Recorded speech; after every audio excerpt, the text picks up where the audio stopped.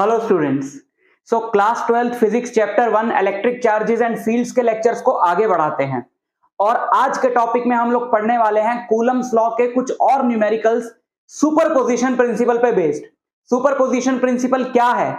बहुत ही इंपॉर्टेंट एक लॉ है जिसकी हेल्प से आप कूलम लॉ के थोड़े मुश्किल न्यूमेरिकल सॉल्व कर पाओगे, बट हम उसको बहुत ही आसानी से समझेंगे कि सुपरपोजिशन प्रिंसिपल को आपको कैसे अप्लाई करना है। बस आपको थोड़ी सी नॉलेज वेक्टर्स की होनी चाहिए। बट सुपरपोजिशन प्रिंसिपल स्टार्ट करने से पहले हमें पहले यह पढ़ना होगा कि कूलम लॉ को वेक्टर फॉर्म में कैसे लिखा जा सकता है। तो शुरू करते हैं। Coulomb's law in vector form. बच्चों, कूलम्स लॉ को वेक्टर फॉर्म में लिखने के लिए हमें क्या करना होगा? सबसे पहले हम एक सिचुएशन देख लें। यहां पर हमारे पास दो चार्जेस हैं और वो दो चार्जेस की हमें पोजीशंस भी पता है विद रिस्पेक्ट टू एक्स और वाई एक्सिस।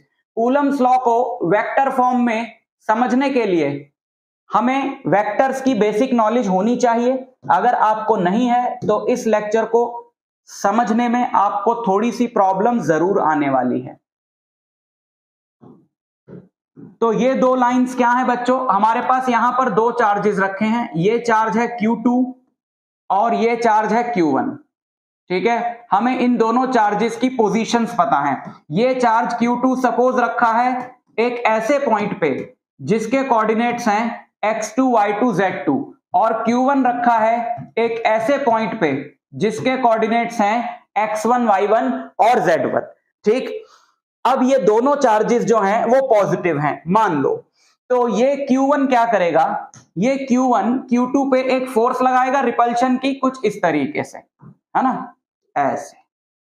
और Q2 क्या करेगा? वो भी Q1 पे एक रिपल्सिव फोर्स लगाएगा कुछ इस तरीके से। ठीक, फोर्स अट्रैक्टिव भी हो, चाहे आपको जो मेथड बता रहा हूं इसी तरीके से आप coulomb law in vector form निकाल सकते हो। मतलब ये कोई सेपरेट टॉपिक नहीं है, आपको ये समझना पड़ेगा।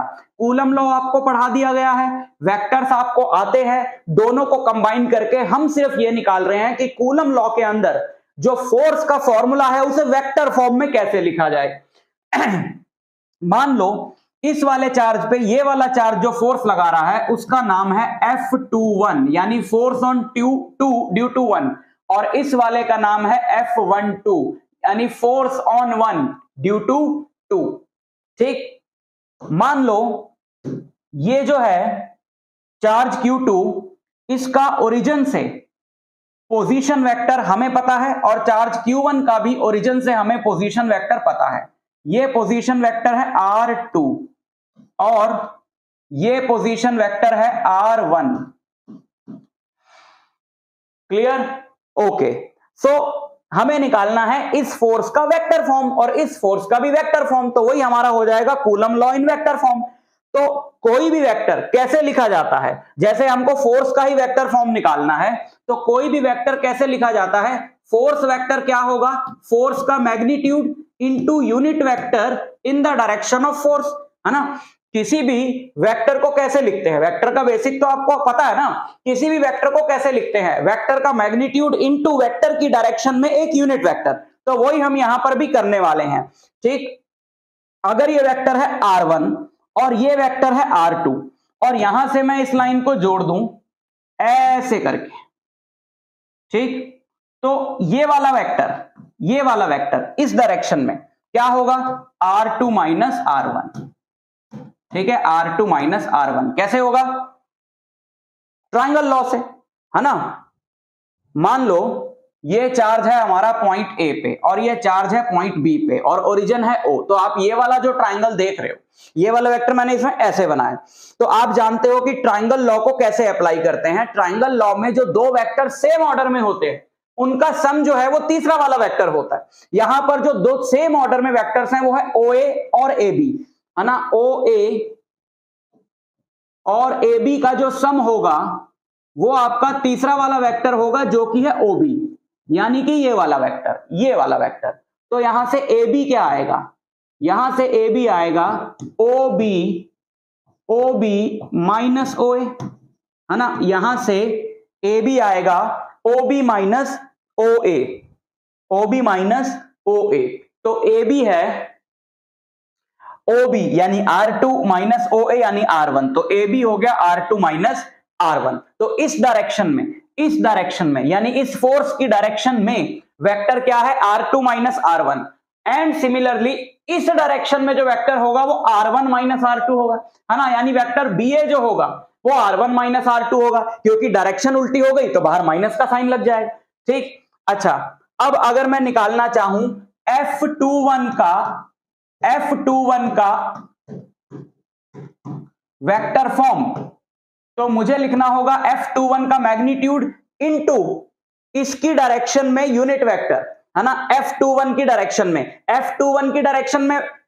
वेक्टर क्या है, R2 माइनस R1, है ना। F21 की डायरेक्शन में वेक्टर क्या है, R2 माइनस R1। पर हमें वेक्टर से थोड़ी ना मल्टीप्लाई करना होता है, हमें तो मल्टीप्लाई करना होता है यूनिट वेक्टर से, और यूनिट वेक्टर होता है वेक्टर डिवाइडेड बाय वेक्टर का मैग्नीट्यूड।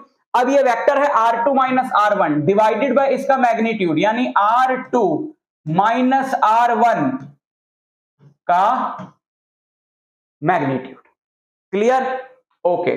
सो F21 वेक्टर क्या हुआ, कूलम लॉ अप्लाई करो, फोर्स का मैग्नीट्यूड निकालो, 1/4 pi epsilon naught Q1 Q2 divided by distance का स्क्वायर, डिस्टेंस है R2 माइनस R1 का स्क्वायर, है ना। मतलब ये सिर्फ मैग्नीट्यूड की बात हो रही है ना, तो ये पूरा मैग्नीट्यूड हमको लेना, तो वेक्टर का स्क्वायर नहीं करना, वेक्टर के मैग्नीट्यूड का स्क्वायर करना है। तो ये जो डिस्टेंस है यह R2 माइनस R1 के मॉड का square into R2 minus R1 divided bye R2 minus R1 का मॉड। तो ये क्या हो जाएगा बताओ, ये हो जाएगा आपका F21 is equal to 1/4 pi epsilon naught Q1 Q2 divided by R2 minus R1 का क्यूब, है ना, into vector R2 minus R1। मैं ये नहीं कह रहा ये कोई फॉर्मूला आ गया आप इसको इस तरीके से याद रखो, बट यही प्रोसीजर लगा के आप किसी भी क्वेश्चन के अंदर coulomb law in vector form यानी कि जो फोर्स है उसकी वेक्टर फॉर्म निकाल सकते हो। एंड सिमिलरली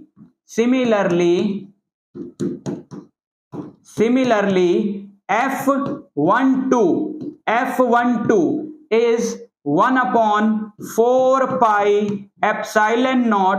F12 का मैग्नीट्यूड भी वही रहेगा, है ना, बस नीचे जो है वो R1 माइनस R2 हो जाएगा, जैसा मैंने समझाया आपको, R1 माइनस R2 के मॉड का क्यूब। तो मॉड में तो फर्क नहीं पड़ेगा, R1 माइनस R2 हो के R2 माइनस R1 हो, क्योंकि मॉड में माइनस तो हट ही जाता है, इनटू ये वाला जो वेक्टर है ये हो जाएगा हमारा R1 माइनस R2, है ना। और अगर मैं यहां इस पूरे में से माइनस कॉमन ले लूं तो ये सब तो सेम बचेगा और वहां R2 माइनस R1 हो जाएगा। तो इसको मैं लिख सकता हूं minus F21 which is obvious, क्योंकि ये जो दो फोर्सेस चार्जेस एक दूसरे पे लगाते हैं ये इक्वल एंड अपोजिट फोर्सेस होती है ना, तो इनका मैग्नीट्यूड सेम है बट इनकी डायरेक्शन अलग है, इसलिए बस मैग्नीट्यूड इक्वल है, बस बाहर माइनस का साइन आया, तो F12 is equal to minus of F21। तो ये है आपका Coulomb's law in vector form. अब बढ़ते हैं आगे, मैं बात कर रहा था सुपरपोजिशन प्रिंसिपल की, तो बात करते हैं सुपरपोजिशन प्रिंसिपल की। सुपरपोजिशन प्रिंसिपल क्या कहता है बच्चों, in a group distribution of charges total electric force acting on a charge particle is the vector sum of the individual electric forces due to other charged particles। ये तो चलो इसकी statement हो गई। अब हम इसको थोड़ा डिटेल में समझें। अभी तक हमने कूलम लॉ पे जो न्यूमेरिकल्स किए बच्चों, उसमें दो ही चार्जेस होते थे, और अगर तीन चार्जेस होते थे तो वो सेम स्ट्रेट लाइन पर होते थे। हालांकि उस क्वेश्चन को करते हुए भी हम सुपरपोजिशन प्रिंसिपल ही यूज कर रहे थे, पर हमने उसका नाम नहीं लिया क्योंकि वो डायरेक्ट भी समझाए जा सकते थे। बट अब कुछ क्वेश्चंस हम ऐसे करने जा रहे हैं जिसमें आपको समझ में आएगा कि सुपरपोजिशन प्रिंसिपल क्या होता है और इसको कैसे अप्लाई किया जाता है। तो स्टेटमेंट पे हम वापस आएंगे, एक बार पहले हम एक क्वेश्चन प्रैक्टिस करते हैं, वहां से अपने को पूरी कहानी समझ में आ जाएगी कि सुपरपोजिशन प्रिंसिपल क्या है। मान लो यहां पे हमारे पास एक इक्विलैटरल ट्राइंगल है, ठीक है, जिसकी साइड है 3 सेंटीमीटर। मान लो थोड़ा इजी सा हम पहले सिचुएशन ले लेते हैं ताकि हमको बात समझ में आए। अब इस ट्राइंगल के तीनों वर्टिसेस पे चार्जेस रखे हैं, मान लो सेम चार्जेस रखे हैं, तो ठीक है, थोड़ा थोड़ा मैंने कहा ना सिंपल लेके चलते हैं बात को, ताकि पहला ही क्वेश्चन है, अभी हम समझ रहे हैं कि सुपरपोजिशन प्रिंसिपल क्या होता है। तो यहां पे हमने 3 चार्जेस रखे हैं, 2 माइक्रोकूलम, और ये भी है 2 माइक्रोकूलम, और ये भी है 2 माइक्रोकूलम। तो 2 माइक्रोकूलम के हमने 3 चार्ज रखे हैं। अब हमारा क्वेश्चन ये है कि find the net force on one charge due to other 2 charges. किसी भी एक चार्ज पे आपको क्या करना है, नेट फोर्स निकालनी है बाकी दोनों चार्जेस की वजह से, ठीक है, ये हमारा क्वेश्चन है। अगर ये सिचुएशन सिमेट्रिक सी ना होती तो स्पेसिफिकली बोलता क्वेश्चन के अंदर कि आपको कौन से चार्ज पे फोर्स निकालनी है। यहां पे बोला गया है कि find the net force on any charge due to the other 2 charges, क्योंकि सिचुएशन ऐसी है सिमेट्रिक सी कि एक चार्ज पे जो नेट फोर्स आएगी वही बाकियों पे भी आएगी। तो कैसे करना है इस क्वेश्चन को, मान लो हम नेट फोर्स निकालना चाहते हैं इस वाले चार्ज पे, इस वाले पे, आप इसको ले लो, इसको ले लो, किसी को भी ले लो, यहां तो सब पे सेम फोर्स आएगी जैसा कि मैंने बताया, हम इसको ले लेते हैं। अब यह कहता है कि किसी भी एक चार्ज पे जो नेट फोर्स होती है वो बाकी सारे चार्जेस की वजह से जो उस पे फोर्सेस हैं उनका वेक्टर सम होती है। वेक्टर सम का मतलब एडिशन नहीं होता है, वेक्टर सम का मतलब होता है रिजल्टेंट। वेक्टर की टर्म्स में एडिशन, बट एक्चुअली में रिजल्टेंट। क्या कह गए सर? जिनको वेक्टर्स अच्छे से आता है उनको सारी बात समझ में आ गई होगी। सुपरपोजिशन समझना हो, सुपरपोजिशन प्रिंसिपल समझना हो तो वेक्टर्स अच्छे से आना चाहिए। फिजिक्स का कोई भी टॉपिक समझना हो तो वेक्टर्स तो अच्छे से आना ही चाहिए। तो अगर आपको वेक्टर्स नहीं आता है तो वेक्टर्स अपना बहुत स्ट्रॉन्ग करके चलो, फिजिक्स में दिक्कत नहीं आएगी। तो ये क्या कहता है कि जैसे आपको इस पे नेट फोर्स निकालनी है, तो इस पे नेट फोर्स जो होगी वो बाकी जो चार्जेस इस पे फोर्स लगा रहे हैं उनका वेक्टर सम होगी। तो एक एक करके इस पे देखो कि कौन सा चार्ज इस पे कितनी फोर्स लगा रहा है और किधर लगा रहा है, और जब एक के लिए देखो तो बाकियों को भूल जाओ। फॉर एग्जाम्पल सबसे पहले हम ये देखते हैं कि इस वाले चार्ज पे ये वाला चार्ज किधर फोर्स लगाएगा और कितनी लगाएगा, इसको भूल जाओ। तो ये चार्ज इसको क्या करेगा, ये चार्ज इसको रिपेल करेगा क्योंकि ये पॉजिटिव चार्ज है, तो ये इस पे इस तरफ फोर्स लगाए ये, और मान लो वो फोर्स है F1, तो वो फोर्स कितनी होगी, वो फोर्स होगी 9 इंटू 10⁻⁹ Q1 Q2, दोनों 2 हैं, और 10 की पावर -6 दो बार मल्टीप्लाई कराऊंगा क्योंकि माइक्रो में है, डिवाइडेड बाय डिस्टेंस का स्क्वायर। डिस्टेंस क्या है 3 सेंटीमीटर, 3 सेंटीमीटर को मीटर में बदला ऐसा यूनिट में, ये इसका स्क्वायर न्यूटन। ये आ गई फोर्स। इसको थोड़ा सा सॉल्व कर लो, इसका स्क्वायर करूंगा 9 से 9 कटेगा, 2 इंटू 2 4, 10 की पावर 9 -12 -3 प्लस 4 10, तो ये वाली फोर्स आ गई आपकी 40 न्यूटन। आपकी यहां इसकी भी ठीक है, ये वाली फोर्स आ गई 40 न्यूटन। अब एक फोर्स आ गई, अब दूसरे पे आ जाओ, पहले चार्ज को भूल जाओ, अब इसको भूल जाओ। अब आप सोचो कि ये वाला चार्ज इस पे किधर फोर्स लगाएगा और कितनी लगाएगा, तो ये वाला चार्ज इस पे फोर्स लगाएगा इधर,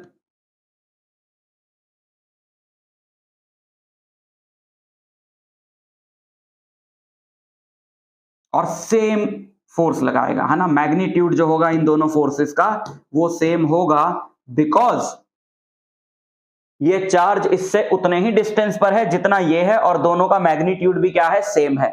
तो अब मैं बोल सकता हूं कि दोनों फोर्सेस को हम F ले सकते हैं।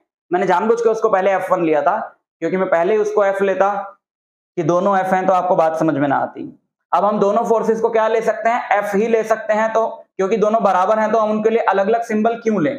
तो अगर ये फोर्स F है ना,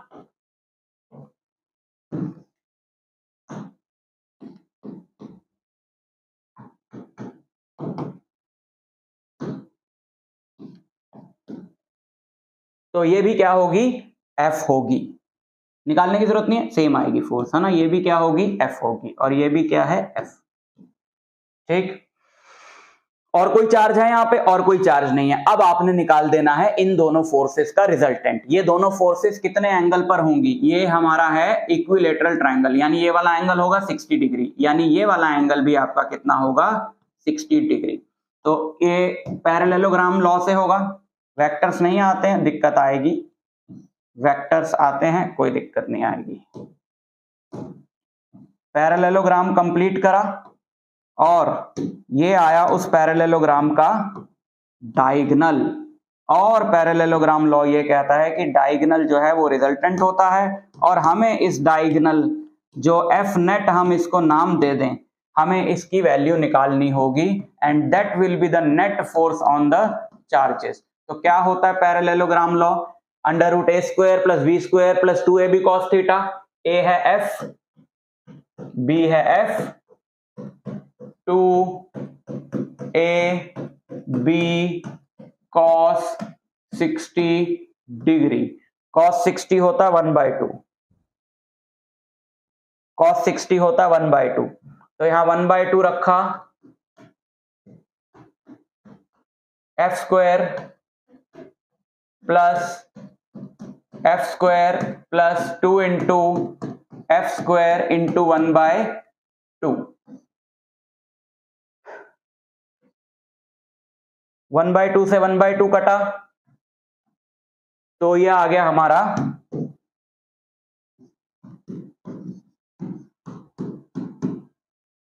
3f स्क्वायर का रूट, यानी अंडर रूट 3f, है ना। ये नेट फोर्स आ गई इस पे, और f की वैल्यू अपने को पता है कि 40 न्यूटन है। तो फाइनल आंसर हमारा ये होगा कि F net is 40 root 3 newton, F net is 40 root 3 newton, 40 root 3 newton. ठीक, समझ में आई बात, ओके। तो अब पढ़ते हैं स्टेटमेंट को वापस। In a group distribution of charges, total electric force acting on a charge particle is the vector sum of the individual electric forces due to other charge particles. समझ में आया कि एक चार्ज पार्टिकल पे जो net force है वो बाकी चार्जेस जो उस पर फोर्स लगा रहे हैं उनका वेक्टर सम है, यानी रिजल्टेंट। क्लियर, ओके, आगे बढ़ते। और एग्जांपल देखो, जैसे यहां पे हमारे पास एक चार्ज है, और यहां पर भी हमारे पास एक चार्ज है। क्या बात है, दो चार्जेस हैं हमारे पास। मान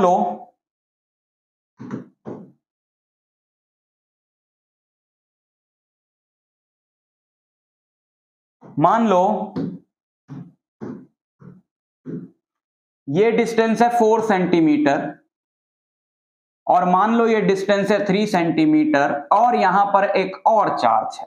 ठीक है, ये वाला चार्ज है हमारा मान लो 2 माइक्रोकूलम का, ये वाला हमारा चार्ज है -5 माइक्रोकूलम का, और ये वाला हमारा चार्ज है +1 माइक्रोकूलम का। ठीक है, ये हमारी अरेंजमेंट एक दे रखी है, और क्वेश्चन है हमारा find net force on 1 microcoulomb charge. Find net force on 1 microcoulomb charge, that is the question. Find net force on 1 microcoulomb charge. तो एक एक करके सोचो जरा, एक एक करके सोचो, क्या फोर्स लगेगी, ये क्या करेगा, उस पर किधर फोर्स लगाएगा, इधर फोर्स लगाएगा, यह इसको क्या करेगा, रिपेल करेगा, है ना। लेकिन ये तो नेगेटिव है, ये क्या करेगा, इसको अट्रैक्ट करेगा, तो ये इस पे इधर फोर्स लगाएगा। ठीक, तो हम इन दोनों फोर्सेस को निकालें और इनका रिजल्टेंट निकाल दें। ये वाली फोर्स जो है हमारी, इसका हम नाम रख देते हैं F1, ये वाली फोर्स जो है हमारी, इसका हम नाम रख देते हैं F2। तो F1 निकालो जरा, F1 9 into 10⁻⁹ Q1 Q2 Q1 है 1 माइक्रोकूलम यानी 10 की पावर -6, Q2 है 2 माइक्रोकूलम यानी 2 इंटू 10 की पावर -6 डिवाइडेड बाय डिस्टेंस का स्क्वायर। डिस्टेंस है 3 सेंटीमीटर, 3 सेंटीमीटर को मीटर में बदला, 3 इंटू 10 की पावर -2 किया और उसका स्क्वायर कर दिया, 9 इंटू 10 की पावर -4 न्यूटन। ठीक, और यहां पे 9 से 9 कटा और कुछ नहीं कटा, तो ये हमारा आ गया 220 न्यूटन, है ना। ये वाली फोर्स जो है हमारी आ गई 20 न्यूटन। ये वाली फोर्स का हमारा मैग्नीट्यूड क्या आ गया? 20 न्यूटन। ठीक, अब बात करते हैं F2 की। F2 कितनी फोर्स आई हमारी? 9 into 10 raise to power 9 into Q1 Q2 5 into 10 की पावर -6 इंटू 1 माइक्रोकूलम। अब आप अगर फिर से सोच रहे हो कि मैंने 5 की जगह -5 क्यों नहीं लिखा, मैं पहले भी समझा चुका हूं, एक बार और समझा देता हूं। ये डिस्टेंस हमारा कितना है? ये डिस्टेंस है 4 सेंटीमीटर। 4 सेंटीमीटर यानी 4 का स्क्वायर 16 इंटू 10 की पावर -2 का स्क्वायर 10 की पावर -4। हाँ, तो मैंने इसको माइनस क्यों नहीं लिखा बच्चों? कूलम लॉ में जब आप वैल्यू पुट करते हो चार्ज की तो आप साइन नहीं पुट करना, क्योंकि साइन से पता चलती है केवल डायरेक्शन। आपको कैसे पता चला कि ये वाली फोर्स इस तरफ होगी? आपको पता चला इसके साइन की वजह से। तो साइन जो है आपका डायरेक्शन निकालने में हेल्प करेगा, मैग्नीट्यूड में तो आपको बिना साइन के निकालना पड़ेगा। ठीक है, तो ये वाली फोर्स हमारी जो F2 है ये कितनी आ गई? F2 फोर्स हमारी आ गई, F2 फोर्स हमारी आ गई 9 इंटू 5 45 डिवाइडेड बाय 16 इंटू 10, है ना। ऊपर तो वही 10 बच रहा है, 9 - 12 - 3 + 4 इंटू 10, ठीक है, न्यूटन। अच्छा, अप्रोक्सीमेटली 45/16, 16 इंटू 3 48 होता है, so we can take it 2.8 approximately. ज्यादा दिमाग नहीं लगाएंगे, सिर्फ कॉन्सेप्ट को समझ रहे हैं हम, मतलब दिमाग तो लगाएंगे कैलकुलेशन में उतना नहीं जाएंगे। F2 जो है वो 28 न्यूटन। तो ये फोर्स थोड़ी सी बड़ी है, तो मैंने इसलिए इसका एरो थोड़ा सा बड़ा बनाया। नहीं, मेरे को इतनी अच्छी कैलकुलेशन नहीं आती कि मैंने दिमाग में पहले ही कैलकुलेट कर लिया कि वो फोर्स कितनी होगी, बट मैंने थोड़ा आइडिया लगा लिया था कि ये चार्ज ज्यादा है ना, और डिस्टेंस उतना ज्यादा नहीं है। ये चार्ज 2 है और ये 5 है, तो ये चार्ज इसके डबल से भी ज्यादा है, जबकि डिस्टेंस 3 का जस्ट 4 हुआ है, तो ये वाली फोर्स उससे थोड़ी ज्यादा ही होगी, इसलिए मैंने बड़ा एरो बनाया था। ठीक है, अब इस पे जो नेट फोर्स होगी वो किस तरफ होगी? वो नेट फोर्स होगी इस तरफ, ऐसे करके ये बना लिया आपने इसका पैरेललोग्राम कंप्लीट, और उसके बाद ये रहा इसका डायगोनल। तो यानी कि जो नेट फोर्स है वो इस तरफ होगी और वो F होगी, और आप निकालोगे under root F1 square plus F2 square plus 2 F1 F2 cos 90 degree. Cos 90 होता है 0, तो कॉस 90 होता है 0, तो ये बचेगा F equal to under root F1 square plus F2 square, है ना।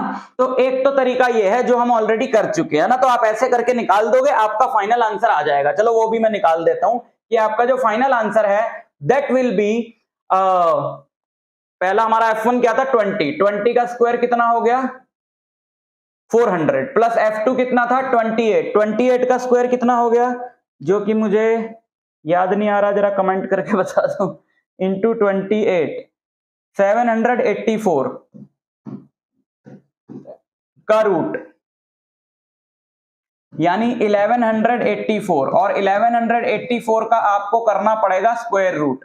1184 का आपने करा स्क्वायर रूट, तो स्क्वायर रूट ऑफ 1100, अच्छा पहले वैल्यू लिखनी पड़ेगी, 1184 का स्क्वायर रूट आ गया आपका 34.4, ये आ गया हमारा 34.4 न्यूटन इस पे नेट फोर्स। ठीक है, इस पे कितनी होगी नेट फोर्स 34.4 न्यूटन। ठीक है, ऐसे कर सकते हो, लेकिन हम बार बार बोल रहे हैं ना वेक्टर सम, क्योंकि रिजल्टेंट जो है वो वेक्टर सम होता है जब दोनों वेक्टर्स को वेक्टर फॉर्म में लिखा जाएगा। अभी तो हम सिर्फ मैग्नीट्यूड्स ले रहे हैं, पर हम दोनों वेक्टर्स को वेक्टर फॉर्म में लिखेंगे तो हम सिर्फ उनको ऐड कर देंगे और हमारे रिजल्टेंट आ जाएगा। लेकिन उसके लिए हमें पहले डिसाइड करना पड़ेगा कि हमारे एक्स और वाई एक्सिस क्या है।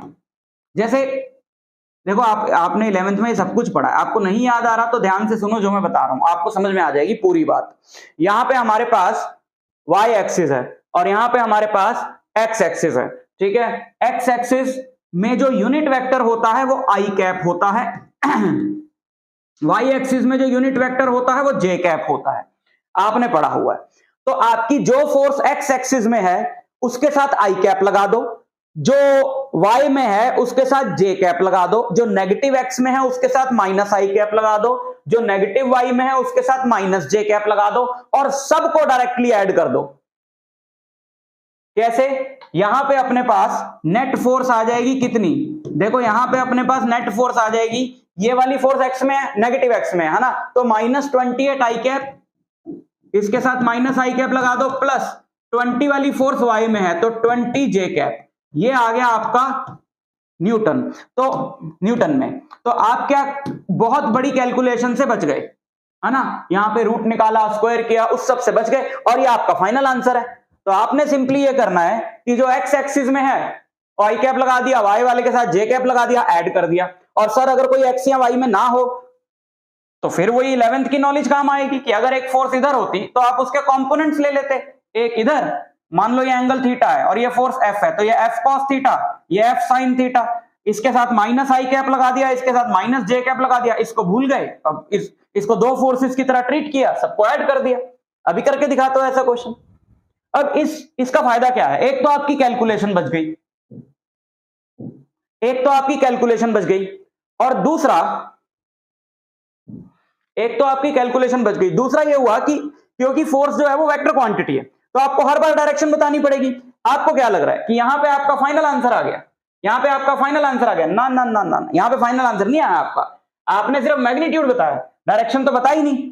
उसके लिए फिर आपको और पंगे लेने पड़ेंगे। आपने यहां पे एक एंगल पकड़ा थीटा, है ना, फिर आपने ये निकाला थीटा tan इनवर्स, जैसे अगर मैंने उसका आंसर देना हो ना पूरा तो मैं लिखूंगा थीटा जो है that will B tan inverse, theta जो है tan इनवर्स दिस यानी कि F2 28 बाय दिस 20 यानी 28/20, है ना। तो ये आ गया हमारा 7/5 tan इनवर्स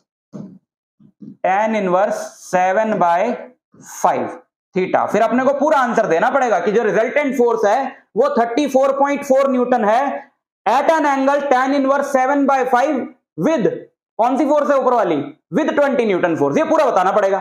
बट और कैलकुलेशन भी ज्यादा लग गई। यहां पे अपन ने दोनों को वेक्टर फॉर्म में निकाला, या दोनों तीनों जितने भी हैं सीधा ऐड करके खत्म। अबे वेक्टर फॉर्म में है ना, इसमें मैग्नीट्यूड भी आ गया, डायरेक्शन भी आ गया, सब कुछ आ गया, फिर अलग से कुछ करने की जरूरत नहीं होती। तो ये कितना आसान तरीका है। और सबसे बड़ी बात है अगर आपके क्वेश्चन में दो से ज्यादा फोर्सेज हो तो ये तो दो पे ही काम करेगा ना, फिर दो का रिजल्टेंट निकालोगे, फिर उसे एक सिंगल फोर्स मान के तीसरे के साथ रिजल्टेंट निकालोगे, फिर से ये फॉर्मूला लगा के, फिर दो के रिजल्टेंट के साथ और तीसरे वाले के बीच का एंगल भी नहीं पता होता, बड़ा पंगा पड़ जाता है। तो अपन ने इस तरीके से करना है, जब हमारे पास दो से ज्यादा फोर्सेज हो जाए हम सीधा इस तरीके से करने वाले हैं। समझ में आया? नहीं समझ में आया तो आगे देखो क्या बोल रहा हूं मैं।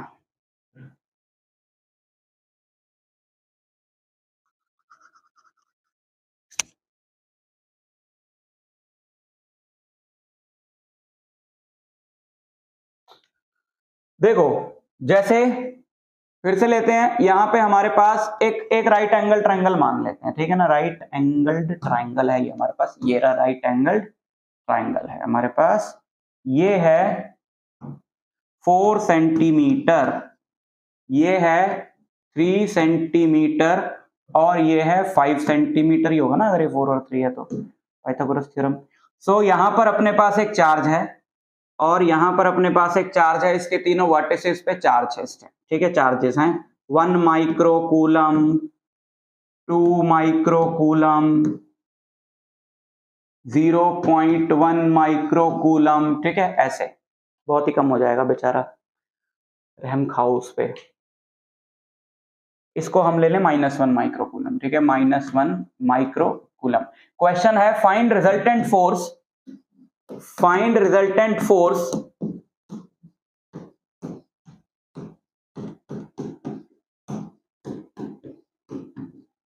Find resultant force on 2 microcoulomb charge,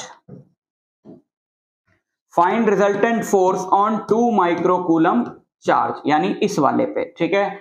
solution, सबसे पहले एक एक करके देखें कि ये वाला जो चार्ज है इस पे किधर फोर्स लगाएगा, ये करेगा इसको रिपेल, कि भाई चल उधर भाग, क्योंकि दोनों हैं पॉजिटिव, ठीक है। और हम इस फोर्स की वैल्यू निकाल लें, let the force be F1, so that F1 is what, that F1 is 9 into 10 raised to power 9 into Q1। अब इसको सिर्फ वेक्टर फॉर्म से करने वाला हूं मैं, ठीक है, ताकि आप सीख पाओ, वही चीज मैं सिखाना चाहता हूं आपको।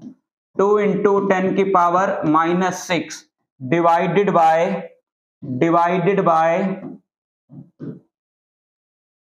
4 का स्क्वायर 16, 10 की पावर -2 का स्क्वायर 10 की पावर -4 न्यूटन। तो ये हो गया हमारा 9 into 2 18/16, ठीक है, 18/16, 10 की पावर वही हो गया -12 + 1 into 10 न्यूटन। 18/16 यानी कि 8, 9/8,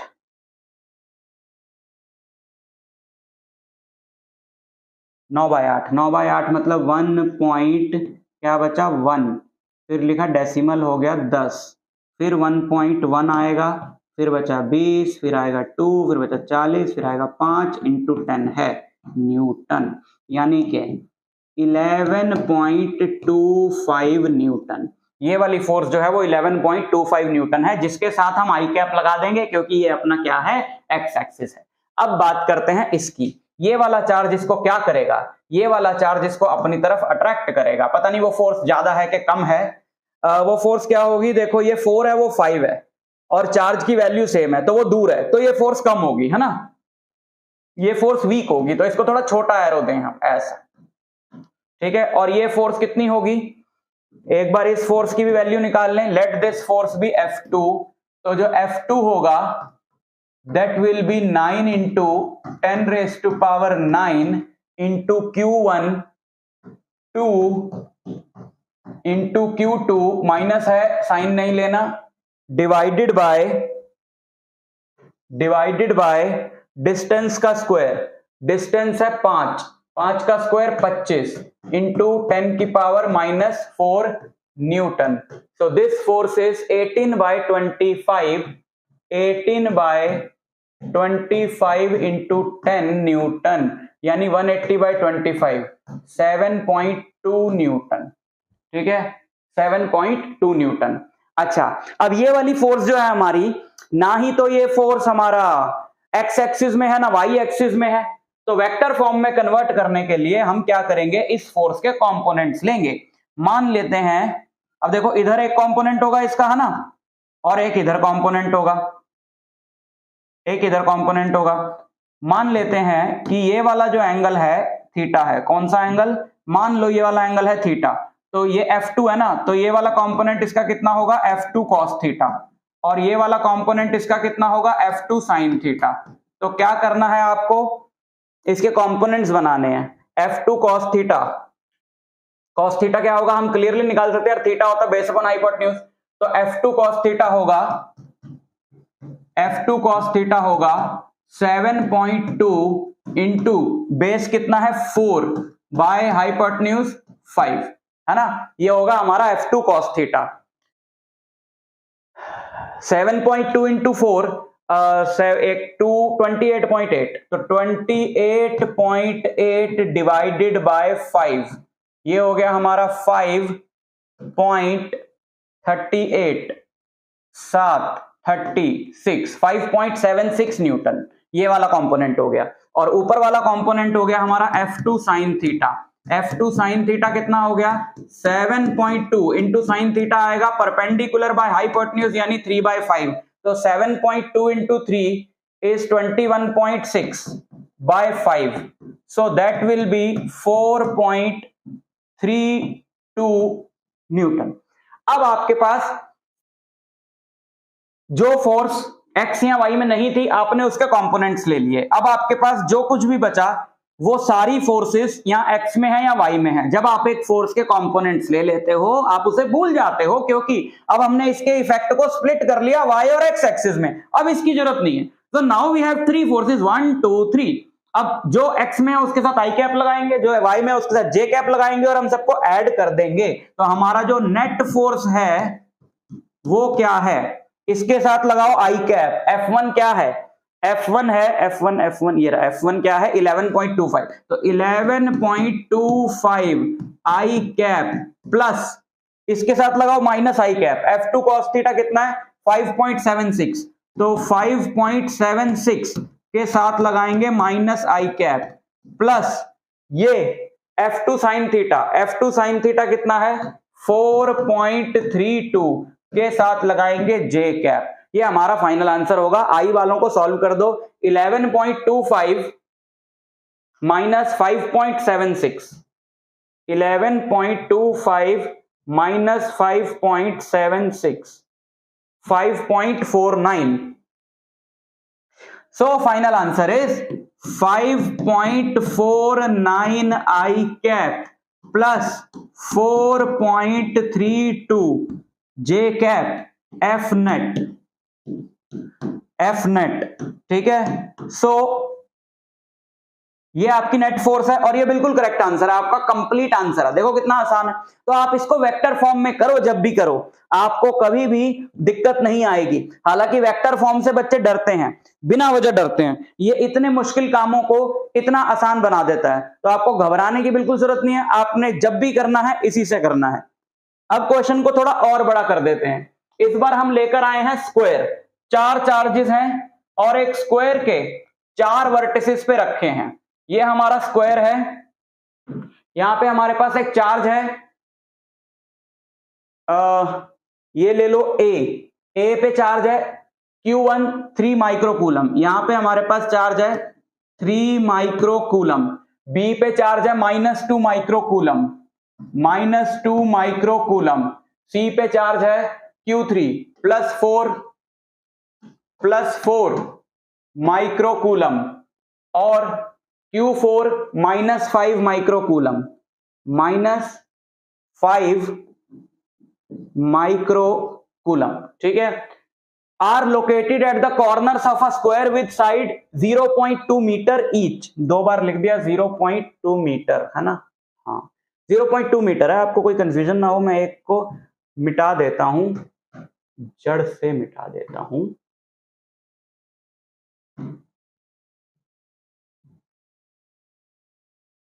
ये मिट गया, ठीक है। तो स्क्वायर की जो साइड है वो कितनी है 0.2 मीटर। अब अपने को क्या करना है, नेट फोर्स निकालनी है। अपने को क्या करना है, नेट फोर्स निकालनी है। Calculate the net force acting on Q1 due to other 2 charges. Q1 है ये, Q1 Q2 Q3 Q4 other charges. इस पे नेट फोर्स निकालनी है, इसकी वजह से, इसकी वजह से, इसकी वजह से, कलेक्टिवली। शुरू करते हैं एक एक करके, सुपरपोजिशन प्रिंसिपल लगाते हैं। यहां से शुरू करते हैं। ये क्या करेगा, इसे अपनी तरफ अट्रैक्ट करेगा। ये क्या करेगा, इसे ये भी अपनी तरफ अट्रैक्ट करेगा, बट फोर्स थोड़ी स्ट्रांग होगी क्योंकि डिस्टेंस सेम है, बट वो 2 है, ये 5 है।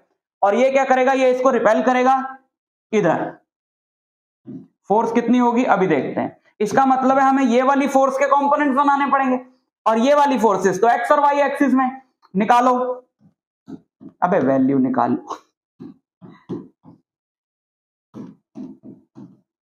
F1 क्या है, F1 का मैग्नीट्यूड है 9 × 10⁻⁹ Q1 Q2 3 × 2 6।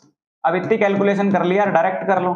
Divided by -12, micro को 2 बार मल्टीप्लाई किया, -12 डिवाइडेड बाय डिस्टेंस 0.2 का स्क्वायर, 0.2 का स्क्वायर हो जाएगा 4 × 10⁻⁻2 न्यूटन।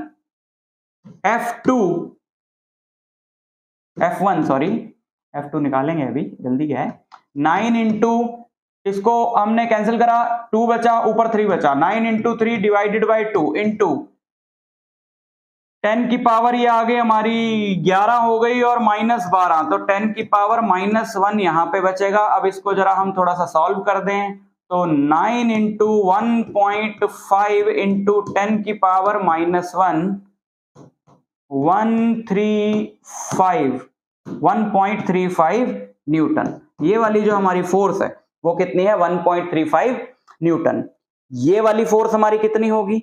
इस फोर्स को हम नाम दिए हैं F2, तो F2 ले लो। F2 जो फोर्स है वो होगी 9 into 10 raise to power 9 Q1, 3 into 5 Q2, 15 into 10 की पावर -12 डिवाइडेड बाय अगेन 0.2 का स्क्वायर 4 इंटू 10 की पावर -2, ठीक है, न्यूटन। 15 इंटू 9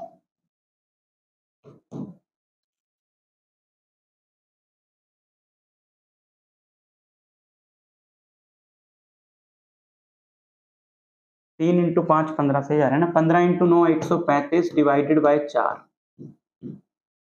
इंटू 10 की पावर -1 न्यूटन, ठीक है। तो ये वाली फोर्स इससे कितनी आई है? ऐसा क्यों लग रहा है मेरी कैलकुलेशन में मिस्टेक हो रही है? 4 इंटू 3 12, 15 बचा, 4 इंटू 3 12 और बचा 10 2 5, तो 3.325 न्यूटन, ठीक। 1.35 3. अच्छा ठीक है, कोई दिक्कत नहीं। तो ये वाली फोर्स हो गई। अब निकालें F3। F3 क्या होगा? Q1 Q2 4 इंटू 3 12, 9 इंटू 10 की पावर 9, 4 इंटू 3 12 इंटू 10 की पावर -12 डिवाइडेड बाय डिस्टेंस का स्क्वायर। अब डिस्टेंस क्या है? डिस्टेंस तो ये डायगोनल है ना। डिस्टेंस क्या है? डिस्टेंस तो ये डायगोनल है, और डायगोनल क्या होता है स्क्वायर का? Side into √2। साइड है 0.2, तो length of this diagonal is 0.2 √2। 0.2 का स्क्वायर 4 इंटू 10 की पावर -2, और एक √2 का स्क्वायर एक्स्ट्रा आएगा, यानी कि एक 2 एक्स्ट्रा आएगा, ठीक है ना। तो ये हो गया हमारा F3 Newton. So F3 is 4 into 3 12, 9 into 3 27/2, 13.5 into 10 की पावर -1 न्यूटन, यानी कि ये है हमारा 1.35 न्यूटन। 1.35 न्यूटन बिल्कुल F1 के बराबर। तो ये वाला एरो भी ऑलमोस्ट हमें इतना ही बना देना चाहिए।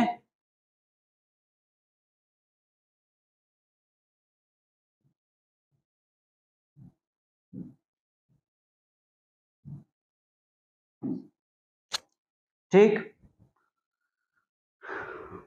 अब ये वाली फोर्स जो है हमारी एक्स और वाई एक्सिस में नहीं है, तो हम इसके कंपोनेंट्स बनाएं। इसके दो कंपोनेंट हम बना लेते हैं। एक ये हो गया हमारा, इसको हम किसी भी एंगल को थीटा मान लेना, उससे क्या फर्क पड़ेगा। देखो हम इस वाले एंगल को थीटा मान लेते हैं। वर्टिकली अपोजिट एंगल ऐसे करके ऐसे बन रहा है, तो ये एंगल भी थीटा हो गया। तो ये हो गई हमारी ये हो गया F3 cos थीटा, और ये हो गया हमारा F3 sin थीटा, है ना। F3 cos थीटा, और ये हो गया F3 sin theta. cos theta और sin थीटा की वैल्यूज क्या होंगी? cos थीटा की वैल्यू होगी cos थीटा, बेटा ये स्क्वायर है, तो ये एंगल 45 डिग्री हो गया ना। हाँ, इतना दिमाग लाने की क्या जरूरत है। ये एंगल अपना क्या हो गया? 45 डिग्री। तो ये वाला कंपोनेंट क्या हो गया? ये वाला कंपोनेंट हो गया F3 cos 45 डिग्री। cos 45 होता है 1/√2, तो 1.35 इंटू 1/√2। रैशनलाइज कर दिया, √2 से मल्टीप्लाई किया, √2 से डिवाइड किया, तो ये हमारा हो गया, इसको 2 से डिवाइड किया 0.675 √2 न्यूटन। और ये भी हो गया हमारा सेम, बिकॉज sin 45 भी यही होता है 0.675 √2 न्यूटन, ठीक है। अब नेट फोर्स हो गई एक्स एक्सिस में कौन कौन सी है? एक्स एक्सिस में है दो फोर्सेस, नहीं इधर कोई भी नहीं है, सिर्फ इधर एक ही फोर्स है F3 cos 60, जिसकी वैल्यू है 0.675 √2 से मल्टीप्लाई कर देते हैं इसको, है ना, √2 से मल्टीप्लाई कर देते हैं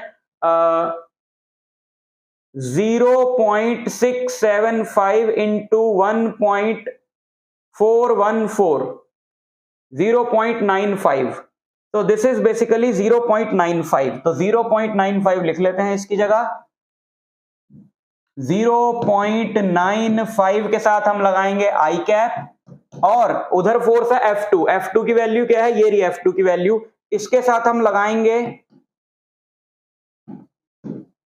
माइनस आई कैप, फिर ये हमारी F1 जो है वो J में है और उसके साथ हम लगाएंगे J कैप, मतलब Y में है F1 तो प्लस 1.35 J कैप और ये वाली फोर्स अगेन 0.95 के साथ है माइनस J कैप, तो ये टोटल अपनी फोर्स आ जाएगी।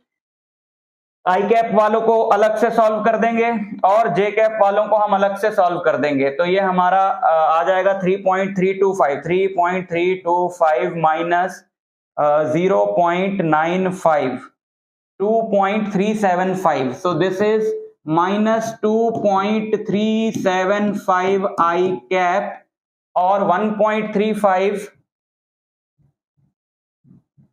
माइनस 0.95 0.4 प्लस 0.4 जे कैप, तो ये आपकी नेट फोर्स हो गई। ठीक, इस तरीके से आप निकाल सकते हो। समझ में आया? तो 2 चार्जेस हो, 3 हो, 4 हो, फर्क क्या पड़ता है? प्रोसीजर आपको समझ में आ गया, चाहे 4 चार्जेस हो, मैं कह रहा हूं चाहे 50 चार्जेस हो, आप इस प्रोसीजर को अप्लाई करके आराम से फोर्स निकाल सकते हो किसी भी चार्ज पे। इसी तरीके के क्वेश्चन आते हैं आपके एग्जाम में, हाँ, बट वो वैल्यूज इजी दे देते हैं ताकि आपको इस तरीके की इतनी ज्यादा कैलकुलेशन ना करनी पड़े। एक और क्वेश्चन देखो,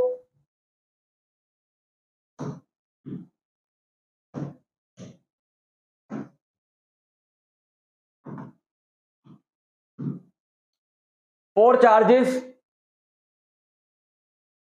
plus Q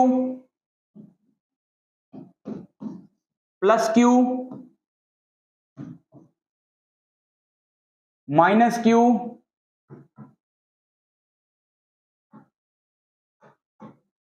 minus Q R placed respectively at the four corners ABCD of a square of side A. Calculate the force on charge Q placed at the center. यहां पर एक चार्ज है Q, उस पे हमें force निकालनी है। ठीक है, चलो एक एक करके निकालें। ये क्या करेगा, इसको ये अपनी तरफ नहीं, ये इसको रिपेल करेगा इधर, है ना, चल भाई भाग यहां से। ये भी क्या करेगा, ये भी रिपेल करेगा क्योंकि ये भी पॉजिटिव है, और ये दोनों अपनी तरफ अट्रैक्ट करेंगे क्योंकि ये नेगेटिव है, और फोर्सेस सेम होंगी। क्यों? क्योंकि इसका और इसका मैग्नीट्यूड सेम है, इसका और इसका मैग्नीट्यूड सेम है, और जो डिस्टेंस है वो सब जगह से इस चार्ज का सेम होगा क्योंकि ये सेंटर पे प्लेस्ड है। अब इस स्क्वायर की जो साइड है वो है A,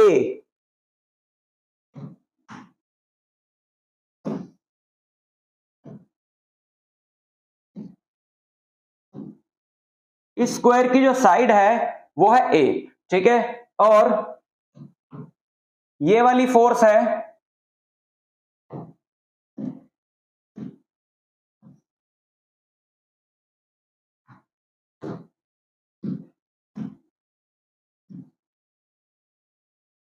चलो छोड़ो, इसको लिखा रहने दो, मैं सोच रहा था इस क्यू को हटा देते, कोई बात नहीं।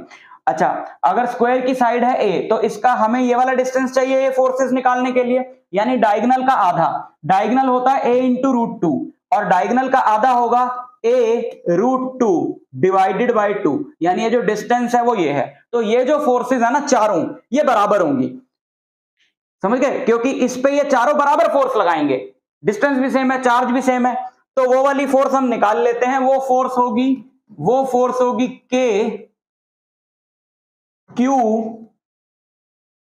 क्यू डिवाइडेड बाय डिस्टेंस का स्क्वायर।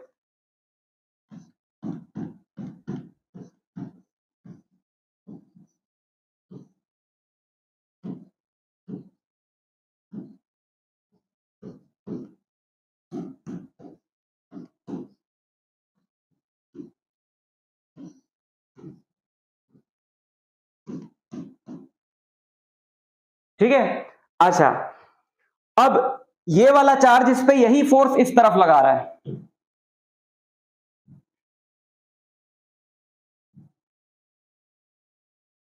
ये वाला चार्ज इस पे यही फोर्स इस तरफ लगा रहा है। एक सेकेंड, हाँ,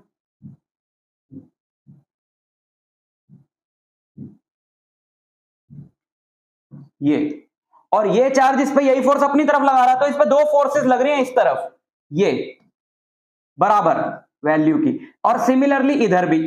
तो इधर जो फोर्स है, अगर ये वाली फोर्स F है, तो इधर जो फोर्स है वो 2F है, और इधर जो फोर्स है वो भी 2F है, और इन दोनों के बीच का एंगल है 90 डिग्री, क्योंकि स्क्वायर के डायगोनल्स के बीच का एंगल होता है 90 डिग्री। सो 2F क्या हुआ, 2F क्या हुआ, 2F हुआ, इसको 2 से मल्टीप्लाई कर देंगे तो 4KQ divided by a square. और जब दो फोर्सेस 2F की, इस 2F की जो टोटल फोर्स है इसको आप नाम दे दो कुछ F डैश, तो ये जो दोनों फोर्सेस 90 डिग्री पे हैं, तो रिजल्टेंट होगा F डैश का स्क्वायर प्लस F डैश का स्क्वायर, तो ये F नेट होगा 2 टाइम्स F डैश के स्क्वायर का रूट, तो F नेट होगा √2 F डैश, और F डैश की वैल्यू क्या है, F डैश की वैल्यू है 4KQ बाय a स्क्वायर, तो 4KQ bye a square into √2। यहां हम इसको ऐसे लिख दे सीधा, 4√2 into KQ divided by a square, divided by a square. ठीक है, क्लियर। और ये फोर्स होगी किस तरफ, ये फोर्स होगी ये दोनों बराबर है ना, पैरेललोग्राम ये पूरा कंप्लीट करोगे आप, पैरेललोग्राम ऐसे करके ऐसे पैरेललोग्राम कंप्लीट किया तो ये फोर्स आएगी ठीक बीच में, यानी कि इस तरफ। ये हो गई आपकी डायरेक्शन ऑफ F नेट। लिख देता हूं मैं इस पे, सेव हो जाए जरा ये।